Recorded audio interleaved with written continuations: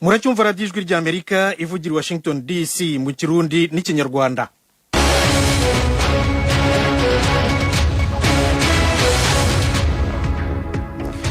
Bamwe inshuti zacu mwongeye kwirirwa, ni Thomas Kamirindi ugarutse. Ijwi ry'Amerika ni kuri FM 104.3 mu Rwanda, naho mu Burundi muratwumvira ku mirongo migufi metero 19 na metero 22. Abacuruzi bo mu mujyi wa Huye mu majyepfo y'u Rwanda batangiye kubona impinduka nziza mu mikorere yabo nyuma yo koroshywa kw'ingamba zo kurwanya icyorezo cya COVID-19. Twabyungukiyemo ko ngira ngo umwaka ugiye gushira abanyeshuri batangiye kandi banemerewe noneho gucumbika mu macumbi yo hanze, ariko uyu munsi turi kuvugana rwose ibintu bimeze neza. Salomon Nombe ni umwe mu bacuruzi b'amacumbi y'abanyeshuri mu mujyi wa Huye mu majyepfo y'u Rwanda.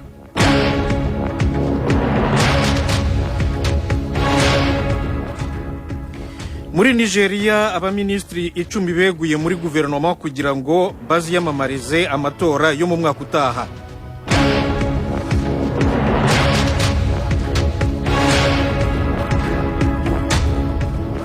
Naho mu mujyi wa Yerusalemu abantu ibihumbi n'ibihumbi baherekeje umurambo w'umunyamakurukazi wa televiziyo Al Jazeera wiciwe muri Palestina.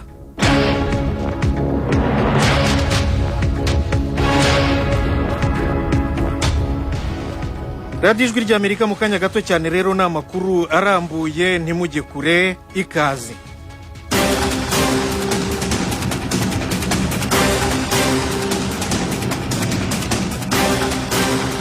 Muri Repubulika ya Demokarasi ya Kongo, President Felix Tshisekedi yavuze ko kunanirwa guhangana n'imitwe yitwaje intwaro mu burasirazuba bw'igihugu biterwa n'ubushobozi buke bw'ingabo z'igihugu.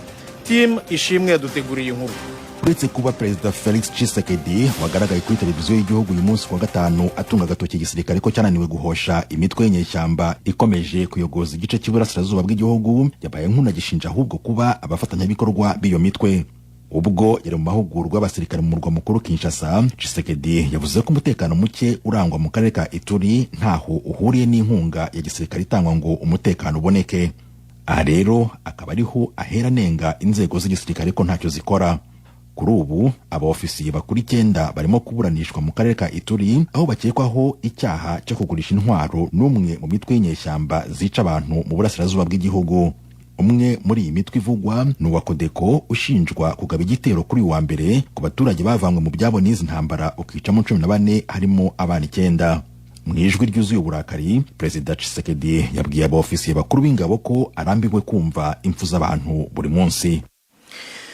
Timu urakoze. Noneho tujye i Yerusalemu aho uyu munsi abantu ibihumbi n'ibihumbi biriwe mu muhango wo guherekeza umurambo wa Shirin Abu Akleh, umunyamakuru-kazi wa televiziyo Al Jazeera yo muri Qatar, yiciwe mu kazi i Jenin muri Cisjordania muri Palestina ejo bundi kuwa gatatu. Tim Ishimwe aratubwira uko byari bimeze. Uyu munyamakuru yitwa Shirin Abu Akleh yishwe kuwa gatatu arashwe. Yashyinguwe i Yerusalemu nyuma y'uko polisi ya Israeli yabanje kubangamira uyu muhango wari witabiriwe n'isinzi ry'abantu. Urupfu rwa Akleh unafite ubwenegihugu bwa Palestina na Amerika rwakuruye impaka nyinshi hagati ya Israeli na Palestina. Muri ibi bihugu byombi nta na kimwe cyemera uruhare rwacyo mu igicwa ry'uyu munyamakuru wakoreraga televiziyo ya Al Jazeera. Urupfu rwa Akleh rwakurikiwe n'urw'umupolisi mukuru wa Israeli nawe wishwe arashwe uyu munsi wa gatanu. Uru rupfu rwo rwatewe no guharira hagati y'abanya-Israeli n'abagabo b'abanya-Palestina bitwaje intwaro hafi y'umujyi wa Jenin. Hagati aho igisirikare cya Israeli cyavuze ko iperereza ridashobora kwemeza uwaba ari we nyirabayazana w'urupfu rwa Abu Akleh kuko hari amasasu yaturutse ku mpande zombi, bityo birashoboka ko yaba yarishwe n'isasu riturutse ku ruhande rumwe muri izo. Abaministri 10 ba guverinoma ya Nigeria beguye barashaka kujya kwiyamamariza amatora mu mwaka utaha. Eugenie Mukankusi araduhiye inkuru. Minisitiri w'itangazamakuru yavuze ko ejo kuwa kane guverinoma yasabye baminisitiri bose, abambasaderi, abayobozi b'ibigo n'abandi bashyizweho na guverinoma gusezera ku mirimo bitarenze tariki 16 y'uku kwezi kwa gatanu mu gihe bafata icyemezo cyo kujya mu matora yo muri 2023. Abaminisitiri basezeye ku mirimo barimo uw'ubutabera, uwo gutwara abantu n'ibintu, uw'umurimo, uw'amabuye y'agaciro, n'uw'uburezi ndetse n'umuyobozi ushinzwe siyansi na tekinoloji n'ibibazo by'abagore. Perezida Muhammadu Buhari yavuze ko bazasimburwa bidatinze bityo guverinoma ntizagire ikibazo mu mikorere yayo. Mu gihe yerekeza ku matora mu mwaka utaha, Nigeria ifite ibibazo bitayoroheye birimo iby'umutekano, iterabwoba, amabandi, ishimutwa ry'abantu, ubwicanyi, ifaranga ryataye agaciro n'ubukungu bwiyongera buhoro cyane. Amashyaka ya politiki muri Nigeria agomba guhitamo abakandida bayo mbere y'itariki ya 3 y'ukwezi kwa gatanu. Mukomeje kumva amakuru ijwi rya Amerika yabateguriye. Uyu munsi kwa gatanu Uburusiya bwirukanye abadiplomata 10 ba Rumania, ibindi tubibaze timishimwe. Minisiteri y'ububanyi n'amahanga ya Romania yemeje aya makuru ivuga ko iyirukanwa ry'abadiplomate rikurikiwe n'iryari riherutse gukorwa na Romania mu kwezi kwa kane. Icyo gihe yirukanaga abadiplomate 10 b'Uburusiya. Romania ariko ivuga ko ibikorwa birenze ku masezerano y'i Vienna agenga ububanyi n'amahanga hagati y'ibihugu. Ku ruhande rwabwo Uburusiya bwamaganiye kure ibirego bya Romania buyishinja ibyaha by'intambara muri Ukraine. Ejo kuwa kane Romania yahamagaye ambasaderi w'Uburusiya kugira ngo asobanure inyandiko yasohotse ku rubuga rwa ambasade y'igihugu cye. Iyo nyandiko yamaganaga icyo bise ibinyoma, ubushotoranyi ndetse no guhindagura amakuru ku bijyanye n'ibibera muri Ukraine, bikorwa kandi biterwa inkunga n'ibihugu by'uburengerazuba bw'isi. Kuva Uburusiya bwatera Ukraine mu mpera z'ukwezi kwa kabiri, ibihugu byo mu Burayi na Amerika ntibyahwemye kwirukana abadiplomate b'Uburusiya, mu gihe Uburusiya nabwo buvuga ko buzajya bwihimura. Ku byaha by'intambara muri Ukraine, uyu munsi urukiko rw'i Kiev umurwa mukuru rwatangiye kuburanisha urubanza nyine rwa mbere na mbere kuri ibi byaha ku musirikare w'Uburusiya. Urubanza rwa mbere na mbere ro kuva intambara itangiye muri Ukraine ku itariki ya 24 y'ukwezi kwa kabiri gushize. Eugenie Mukankusi aragarutse. Serge Vadim Shayishimarian w'imyaka 21 hashejwe kwica arashe mu mutwe umugabo w'imyaka 62 mu mudugudu wa Chopakivaka mu majyaruguru y'Uburasirazuba mu cyumweru cya mbere cy'intambara. Aramutse hamwe n'icyaha, Shayishimarian uri mu ngabo z'Uburusiya zikoresha amatanki yahanishwa gufunga ubuzima bwe bwose hakurikijwe igika cy'itegeko rirebana n'ibyaha by'urugomo mu mategeko n'imigenzo bijyanye n'intambara muri Ukraine. Urukiko mu murwa mukuru wa Ukraine rwari rupakiye rwuzuye abanyamakuru ubwo Shayishimarian yaherekezwaga n'abashinzwe umutekano akajya gufungirwa mu kazu k'ibirahuri.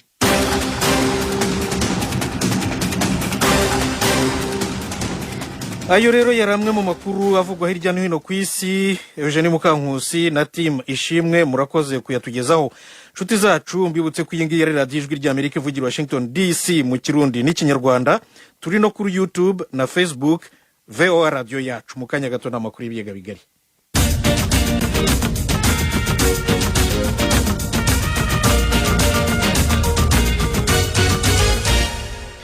Mu Rwanda urukiko rw'ibanze rwa Kicukiro mu Kagarama rwashyize mu muhezo urubanza rwa Dieudonné Ishimwe wateguraga Miss Rwanda, rwatanze impamvu z'umutekano w'abatangabuhamya. Asumta Kaboyi yari ku rukiko adufitiye inkuru.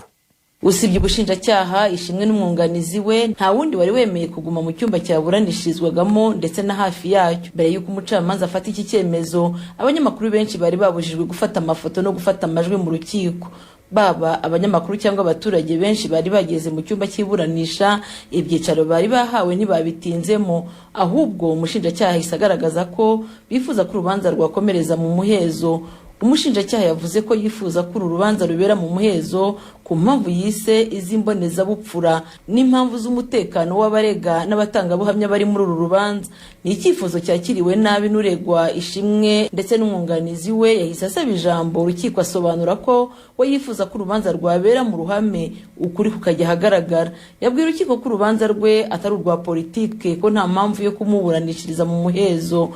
Umucamanza yahise amuca mu ijambo amusaba gusa gusobanura ku busabe bw'ubushinjacyaha bwifuza umuhezo. Ishimwe yumvikanishije ko ibyo ashinjwa byashyizwe ku karubanda, ko yavuzwe cyane mu itangazamakuru, ko bikwiye ko ababyumvise bakurikirana urubanza bakamenya uko byagenze. Ishimwe yagaragaje ko atabona impamvu abamurega bakwifuza kujya mu muhezo, kandi ko uwo muhezo uramutse ukenewe wakwifuzwa nawe uregwa. Yongeyeho ko kuva yafatwa kugeza iki gihe nta kintu na kimwe kireba urubanza rwe kigeze gishyirwa mu muhezo. muhezo agasanga mu burenganzira ahabwa n'amategeko nawe akwiye guhabwa umwanya akisobanura mu ruhame. Umwunganira mu mategeko yagaragaje ko ibyo ubushinjacyaha bwagaragaje busaba ko urubanza rubera mu muhezo babyita ko ari mu nyungu z'abahohotewe atari ko babibona. Yasabye ko urubanza rutabera mu muhezo kubera impamvu ubushinjacyaha butanga ko nta shingiro zikwiye guhabwa kuko yunganira n'ubundi afunze. Yagaragaje ko kugeza ubu kuba Ishimwe Dieudonne gifunze nta bubasha yagira mu guhohotera abatangabuhamya. Izi mpaka zamaze iminota itarenze 20 zashojwe n'icyemezo umucamanza yahise afatira mu cyumba cy'urukiko. Uyu yasobanuye ko hashingiwe ku kuba urubanza rurimo ingingo zishobora kubangamira uburere mbonezabupfura rukwiye kubera mu muhezo, bityo yasabye abari mu cyumba cy'iburanisha gusohoka iburanisha rigakomeza. Benshi basohotse batishimiye iki cyemezo ku buryo hari abavugiraga mu matamatama bagaragaza kutishimira icyemezo cy'urukiko. Ishimwe uzwi cyane nka Prince Kid kugeza ubu yarataremera cyangwa ngo hakane ibyo aregwa. Benshi bari bitabiriye iburanisha ry'uyu munsi bari biteze kumva ibisobanuro atanga ku byaha ashinjwa. Dieudonne Ishimwe aregwa ibyaha 3 ari byo gukoresha undi mibonano mpuzabitsina ku gahato, gusaba undi ishimisha mubiri rishingiye ku gitsina no guhoza undi ku nkeke bifitanye isano n'imibonano mpuzabitsina. Ibyaha aregwa byose bishingiye ku byo ashinjwa na bamwe mu bakobwa bagiye bitabira irushanwa rya Miss Rwanda mu bihe bitandukanye bemeza ko yabasambanije ku gahato. Kugeza ubu Minisiteri y'Umuco n'Urubyiruko yabaye ihagaritse irushanwa rya Miss Rwanda. Kompanyi ya Prince Kid yariteguraga nayo yamburwa ubwo burenganzira. Urubanza ruzasomwa ku wa mbere w'icyumweru gitaha. Asumta Kaboyi, Ijwi rya Amerika, i Kigali. Radio Ijwi rya Amerika. Tukiri mu Rwanda, leta aho imariye koroshya ingamba zo kwirinda icyorezo cya COVID-19, abacuruzi bo mu mujyi wa Huye ni mu majyepfo y'igihugu baravuga ko batangiye kubona impinduka nziza mu mikorere yabo. Eric Bagirubusa yatembereye i Huye adutegurira inkuru ikurikira. Bwana Salmon Nombe ni umwe mu baturage bafite ibikorwa by'ubucuruzi bw'amacumbi y'abanyeshuri mu mujyi wa Huye. By'umwihariko Nombe we yubatse mu marembo ya Kaminuza y'u Rwanda Butare. Aganira n'Ijwi rya Amerika yavuze ko leta y'u Rwanda ikimara koroshya ingamba zo kwirinda icyorezo cya COVID-19 byarushijeho kubagirira akamaro kuko mu gihe icyorezo kitari cyakagenje make abanyeshuri batari bemerewe gucumbika hanze. Twabyungukiyemo kuko ngira ngo umwaka ugiye gushira abanyeshuri batangiye kandi banemerewe noneho gucumbika mu macumbi yo hanze. Ariko uyu munsi turi kuvugana rwose ibintu bimeze neza, amacumbi abanyeshuri baraza turi kubakira. Uyu munsi tuvugana ngira ngo umwaka wo muri Kaminuza y'u Rwanda uzatangira ku itariki 15. Ubu nta cyumba na kimwe wasanga kidafite umuntu. Umva rero ni ibintu byo kwishimira. Umujyi wa Huye wahoze witwa Butare ushyuha kubera ibikorwa by'uburezi byiganjemo. Ni hamwe mu abakoroni batangirije uburezi. Mu myaka yashize leta y'u Rwanda yari yaravanye amwe mu mashami ya kaminuza na bimwe mu bigo by'ubushakashatsi muri Huye. Nyuma mu 2018 yaje gutegeka ko byasubira Butare. Ibiha abatuye umujyi batazibagirwa kuko byabakoze mu nkokora. Nombe nanone biriya bihe rwose nta nubwo umuntu yifuza no kongera kubitekereza kuko muri kiriya gihe kaminuza yabaye nkaho ivuye muri uyu mujyi. Byagize ingaruka nyinshi cyane ku bantu, yaba abacuruza amacumbi, yaba business muri rusange. Ariko turashimira guverinoma yacu yongeye ifata umwanzuro wo kugarura ibigo byinshi mu byari bihari. Ibyo byose rero byatumye umujyi utangira kongera gushyuha. Tukaba twumva twanasaba ko wenda uziko COVID buriya hari ibintu byinshi isa nkaho yangije umuvuduko wari uhari kugira ngo bya bigo bigaruke usa nkaho wakomwe mu nkokora na COVID. Ariko ngira ngo ubwo iri kugenza amaguru make kandi tuyifite icyizere ko wa mujyi wa Huye kuko uzongera kuba umujyi wa kabiri kuri Kigali ugashyuha nk'uko mbere byari bimeze. Abafite amahoteli muri Huye nabo bemeza ko uko ibintu bihagaze magingo aya bihabanye nuko byari bimeze igihe COVID yabicaga bigacika. Bwana Justin Rutikanga ni umuyobozi wa Kasa Hotel iri mu mujyi wa Huye rwagati. Byari bigoye, usanga ari ikibazo gikomeye kuri hoteli, ariko ubu iyo ureba ibintu bimwe biragenda bigaruka. Muvoma ubundi wasangaga icyumba kamara icyumweru nta muntu urakira, ariko ubu ngubu nubwo bitaragenda neza ariko umuntu abona ko ari icyizere. Mu byumba nka 32 urasanga byibura nka 15 birokipi. Icyafatwa nk'ubwigunge cyaragiye ntago ari 100%, ariko iyo urebye ubona ko rwose bigenda biza. Ushobora kujya muri hoteli ukaba wabona ka live band, ukaba wabona kaziki, ariko mbere wasangaga umuntu yicaraga ku ntebe ari umwe, ugasanga n'iryo rungu ryo kuza muri hoteli cyangwa muri bar bikaba ngombwa ko bireka. Urwego rw'ubukerarugendo ruri mu zashegeshwe n'icyorezo cya COVID-19 kuri Bwana Rutikanga kabwira Ijwi rya Amerika ko asanga bigoye ko bazasubira ku muvuduko bahozeho mu mikorere. Birebye iyi industry yacu ya hospitality ni industry yashegeshwe cyane na COVID kuko twebwe ducuruza serivisi. Iyo urebye kandi mu gihugu cyacu amahoteli ahari abayagana ni bakeya, wasangaga rero abanyamahanga nibo cyane baduhaga amafaranga. Biracyagoranye rero ntago nahita mvanga akanya birasubira ku murongo, n'ubundi bizatwara igihe kinini kugira ngo twongere twubake iyi industry yacu. Ijwi rya Amerika yanarebye kuba afite utubari duciriritse. Madame Patience Mbabazi twamusanze acuruza mu kabari Mwirango mu murenge wa Tumba. Itandukaniro ryo ririmo ntago ryabura ko niba mbere munera ashobora kuba yakora yikanga agira ate ngo ugasanga umuntu arisanzura n'iki yinjiyemo kumva ko narwikekwe agasabana amasana urabyumva byarahindutse kubera ko clientele irimo pe ngo umuntu ashobora kunywa agacupa ke neza gataye isashakiye. Uretse ko umujyi wa Huye ushyuha cyane kubera ibikorwa by'uburezi biwiganjemo, ni n'umujyi wamye ugendwa n'abarundi imibano y'ibihugu byombi taratosekara. Kuba hariho ibiganiro igihe bitaba amasigara cyicaro byabera akarusha abakorera i Huye. Akarere gahana imbibi n'umupaka cyangwa se hafi yaho hari impinduka, urujya n'uruza rw'abantu guhahirana, ibyo byose rero hari icyo bizadufasha. Kandi iyo ureba yaba abarundi yaba abanyarwanda na mbere yaho wasangaga ubutemberanire ari bwiza. Twiteguye rero yuko nibafungura rwose hari impinduka zaba cyane kano karere kacu ka Huye. Ngira ngo ibiganiro twumva abayobozi bacu bagirana biduha icyizere yuko mu gihe kitarambiranye tuzongera kubona umupaka w'Akanyaru ufungura, cyane ko nko mu bintu by'ibiribwa hano mu mujyi hari ibintu by'imbuto, imboga byaturukaga hariya, natwe hari ibindi twabahaga. Turizera neza ko igihe noneho umupaka uzaba ufunguye neza nako nta karusho rwose kazaba kiyongereye. Amakuru aturuka mu kigo cy'igihugu cy'iterambere mu Rwanda RDB aravuga ko kuva icyorezo cya COVID-19 cyakwaduka urwego rw'abikorera cyane abanyamahoteli ruri mu zashegeshwe cyane. Leta y'u Rwanda yashyizeho ikigega cyo kuzahura ubukerarugendo igishyiramo miliyoni 100 z'amadolari, ni ukuvuga asaga miliyari 100 mu mafaranga y'amanyarwanda. Abatuye umujyi wa Huye kugeza ubu bahanze amaso amarushanwa y'igikombe cya Afurika ateganijwe kubera muri uyu mujyi, kizabera umwanya mwiza abatanga serivisi. Bagira ubusajwi rya Amerika ibutari mu majyepfo y'u Rwanda. Radio Ijwi ry'Amerika mu Kirundi n'Ikinyarwanda murisanga murabizi ni buri munsi guhera saa 10, ariko ku cyumweru ubwo ni umwihariko w'agasaro kaburaga. Venuste Nshimiyimana waduteguriye iki ku cyumweru gitaha? Kuri iki cyumweru mu gasaro kaburaga tuzakira abantu batandukanye bashakisha babo uko bisanzwe. Muzumva abana bashakisha ababyeyi babo, muzumva ababyeyi bashakisha abana babyaye hanze bakaba batazi aho ba nyina baherereye, muzumvamo abashakisha baguranye n'ababo muri 1994, abahunganye n'abahunga bakajya aho dukitwa Zaire na n'ubu bakaba bataragaruka, muzumva bahungiye Karagwe hafi ya Rwicanzige, mwumve n'abagize kuruhuka bakaba bari i Burundi.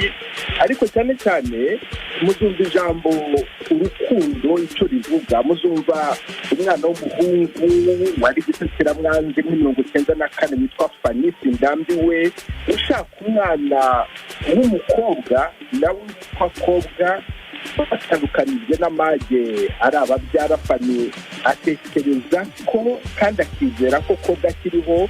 Ni ikiganiro muzumvamo amazina menshi y'abantu bashakisha kimwe n'abantu bashakishwa rwose. Thomas Kamirindi umbira wumva Amerika ndibazatanga.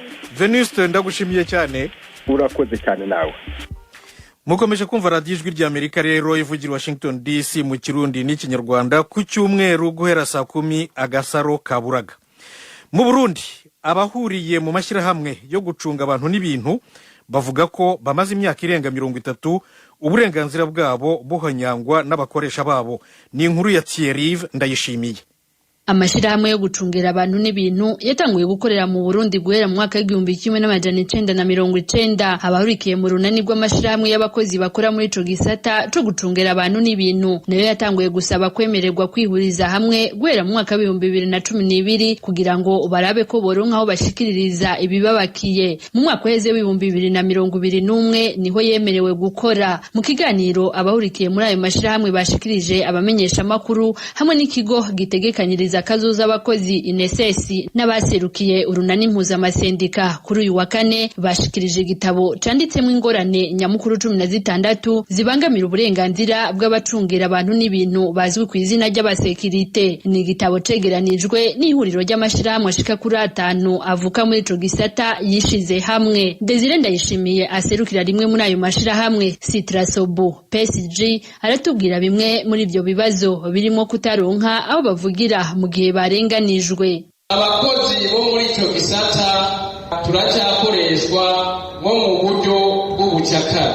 Ikindi nuko abakoresha bacu badakingira amagara y'abakozi babo.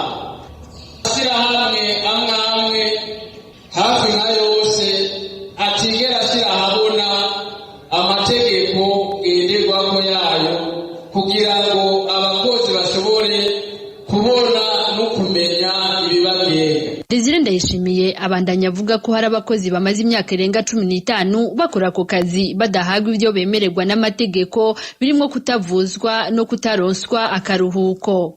Badasiba ku kazi n'umunsi n'umwe, badacererwa, atana somaje tekinike bigeze basigwamo n'isaha imwe. Ariko usanga iyo myaka yose iheze batarigera bahabwa akaruhuko k'umwaka. Abakozi batandukanye bavuganye n'Ijwi ry'Amerika nabo bemeza ko agateka kabo gahonyangwa bagasaba inzego zishinzwe gutunganyiriza abakozi mu Burundi kugira ico bakora. Nko mu kazi ka misi yose turakora ntituruhuka iminsi ndwi kundwi kuko turezwa INSS ntibibaho kandi mu mategeko tubirekuriwe intuze no kuvuzwa ico coco ni nk'umuganda ico coco ntikigera kivugwa nta na kimwe baba bashikuje vyose ni ivy'ukuri ahubwo twasaba nk'uko babisabye leta yuko yobishiramo inguvu kugira ngo natwe nk'abene igihugu kugira ngo natwe nk'Uburundi bw'ejo tubandanye dukora twisanzuye tuvuzwa turi dutegekanirizwa kazoza. Mu bibazo byashikirijwe kandi harimo n'ikibazo cyo kutaziganiriza abakozi muri INSS. Ndayavugwa Sebastien atwarishira hamwe Civibo Syndicat de Vigile Burundi avuga ko amashira hamwe hafi nka yose ataziganiriza abo bakozi ndetse niyo babatumiye mu biganiro ngo ntibabyitabira. N'amasosiyete novuga nka yose aracari hahandi aho usanga bakotereza umukozi umushahara nawe nyine atigeze abona bigatangaza cyane ari naco gituma twabisize ahabona.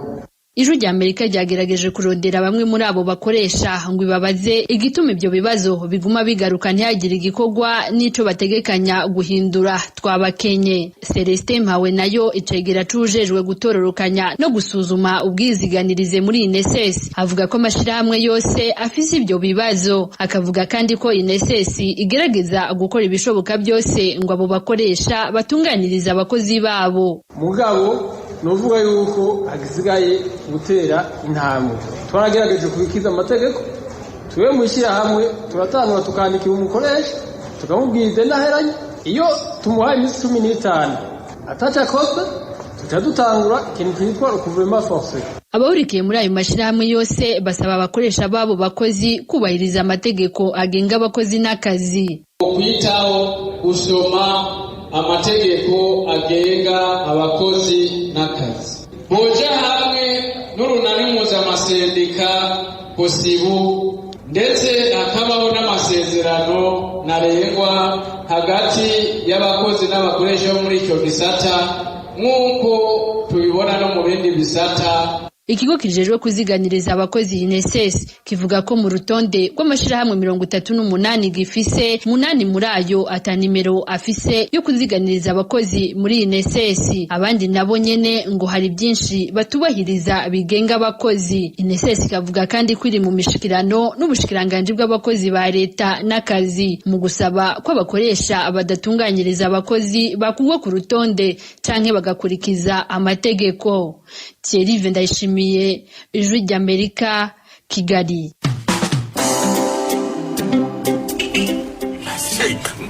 Igira hirya ariko mata. Winyegera ariko. Abanyabugongera ntabwo njya mbizera. Muri abanyamitwe. Ngo jewe duwibugo. Yego rata. Uri umunyarusangi kazi kuko nibo bagenda bimyozora nk'inka zabo. Ariko birasi bimuhumuruka man. Shofe, wenda unashaka uri wacu rusangi uradutwara neza kandi ndakwizeye. Mie kwetu ni bugo. Ndiyo bugo. Wiki? Nukuvuga ko buri wese muri twebwe yagiye yibeshya kundi. Ya papa. Shofe, twigende. Kombo taxi yaje. Taxi ikorera hafi y'umupaka. Ishobora gute gutwara abantu baturutse mu mihingo yose kandi bafise byinshi bibatandukanye. Kombo taxi muyitegurirwa kandi mukayigezwaho na La Benevolencia Royal.